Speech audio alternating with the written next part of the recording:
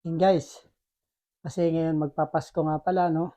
Siyempre, yung mga tradisyonal na Pasko ng Pilipino, lalong-lalo na pag simbang gabi, is kakanin. Tignan nyo naman kung gaano karami yung kakanin na lulutuin natin, no? Ayan guys, yung kakanin na gagawin natin at marami tayong mapapasayang Pasko kasi nakumpleto nila yung Pasko nila na may kakanin. Lalong-lalo na pag simbang gabi, lalabas ka ng simbahan, maaamoy mo yung mga luto na kakanin. Okay guys, see you sa ating pagluluto, no?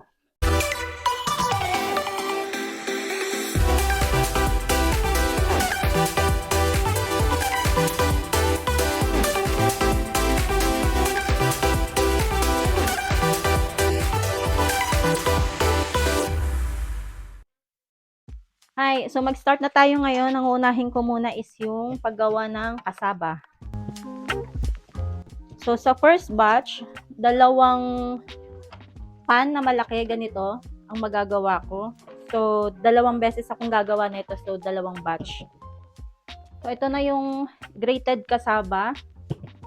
Kailangan lang na mahalo siya ng mabuti.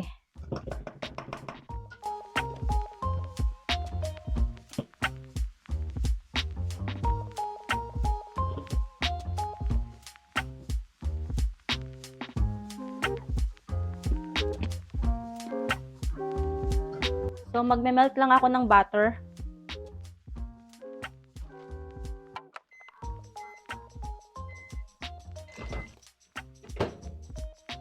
Butter. Ayan, mix lang natin.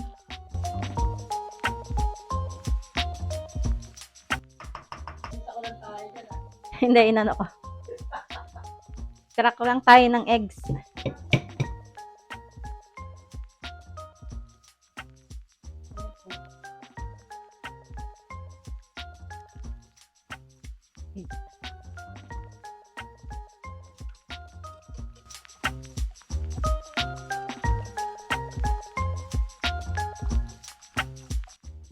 Yung beaten eggs.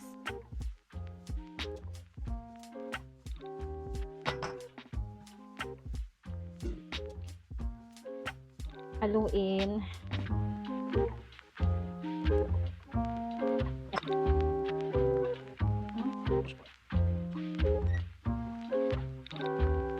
Sugar. Haluin ulit.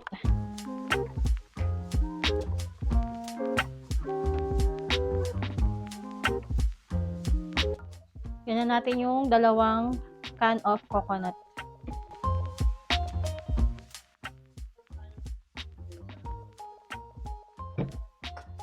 Mix natin ulit.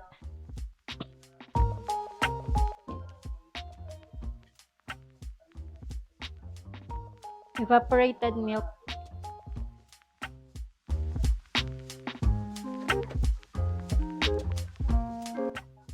Then yung condensed milk.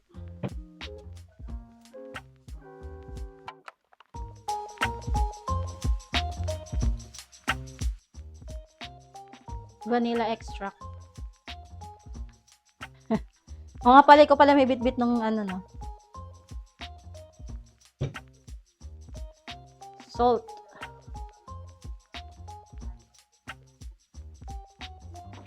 Yan, so ready na to. I-set aside lang muna natin. Mag-i-edit muna tayo ng mga dahon ng saging. Dito yung mga dahon ng saging, binibili, hindi kagaya sa atin na pinuputol lang dun sa puno. Init muna natin.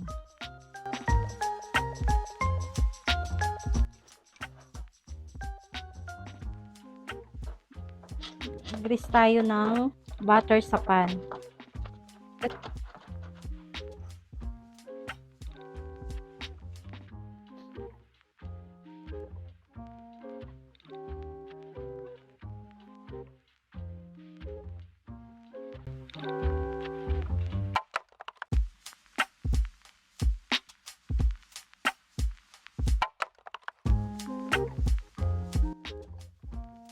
So, ready to bake na to. Nakapag-preheat na rin ako ng oven.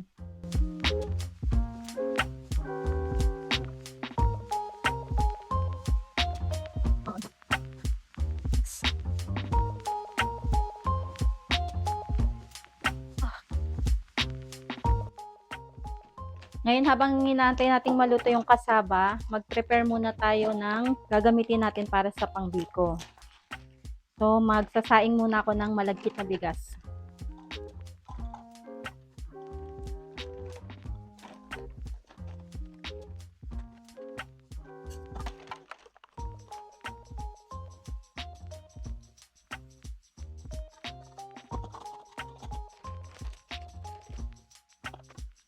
So, 2 batch din ng biko yung kailangan nating gawin.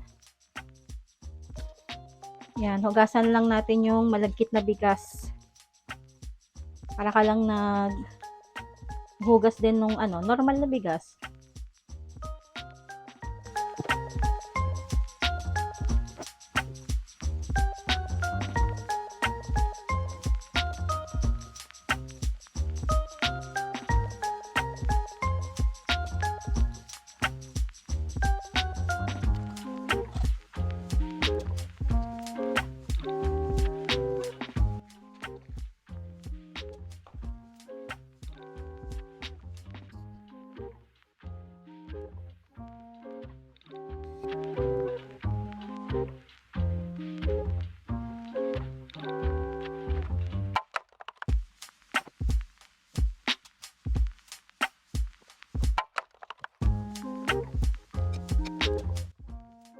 So, yan, nakasalang na yung kasaba.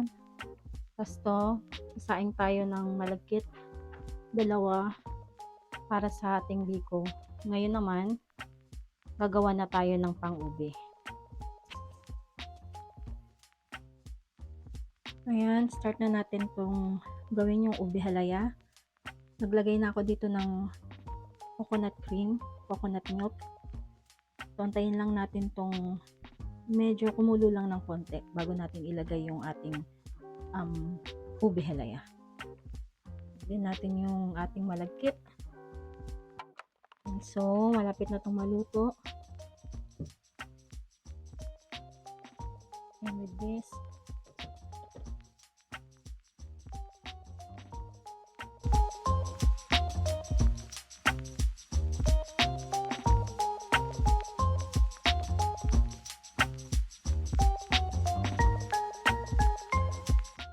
first kasama.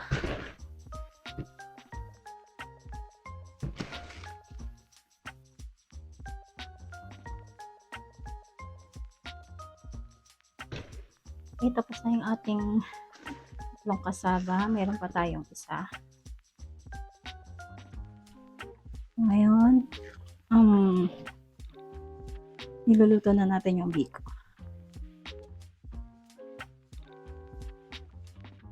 First pan, biko. Done.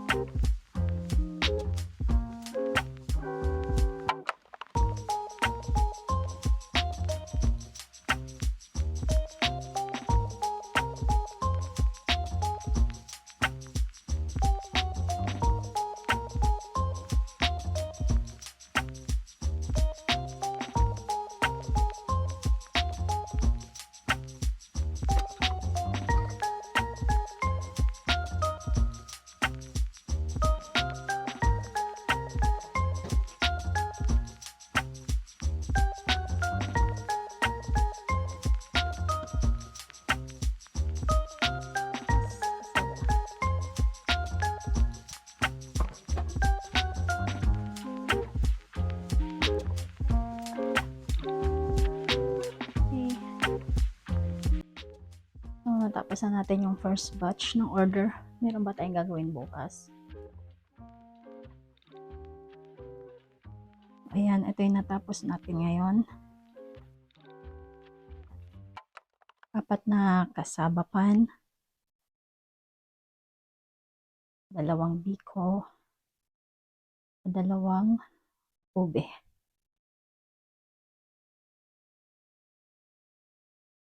So, meron pang tayong gagawin bukas para sa second batch ng order. Yun yung mga platter naman siya. Yung mix.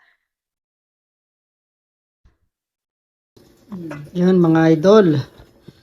Guys, mga tropa, ito nga pala yung mga natapos ni Mrs. kagabi. Kasi kailangan talagang unahin yan kasi patitigasin pa yan. Para madali siyang hiwain. Yan. Tapos ngayon naman, hinuhuli niyang gawin kasi is yung peachy. Ayan yung peachy. Gawin. Kailangan ng sugar. Diba? Fresh na fresh pa rin. Ayan. Parang di gumawa ng kasaba tsaka ube. Ganda pag tinuturuan mo siyang magluto eh. Ganda luto. Nag-i-enjoy kasi siya, parang stress reliever niya yung pagluluto. Kaya nag-i-enjoy talaga siya na magluto ng ganyan. Kaya pinababayaan ko na lang. Ano to, 3 batch ng gagawing pichi-pichi. Tapos, may gagawin pang palitaw mamaya. Pinakahuli yung palitaw kasi ano yun eh. Madali lang naman gawin yun. Para mainit-init pa. Yan. Okay, sige tayo. Mamaya tingnan natin yung mga pichi-pichi niya. Yung pichi-pichi, fresh na kasaba, ano yan, kasaba yan na grated. Yan.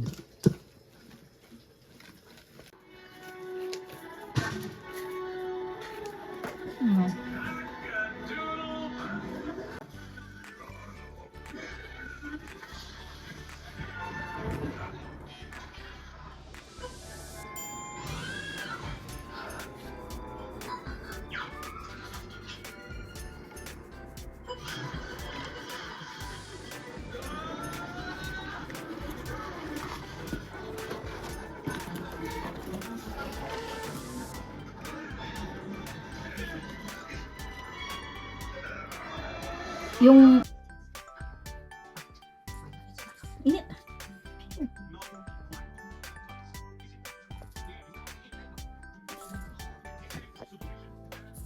Init eh. Hindi ba ito?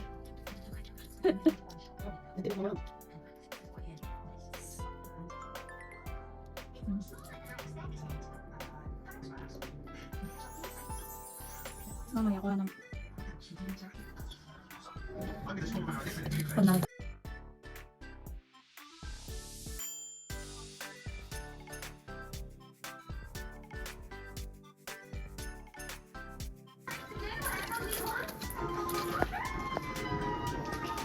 Napaka-film ng ganda ng dito na yun.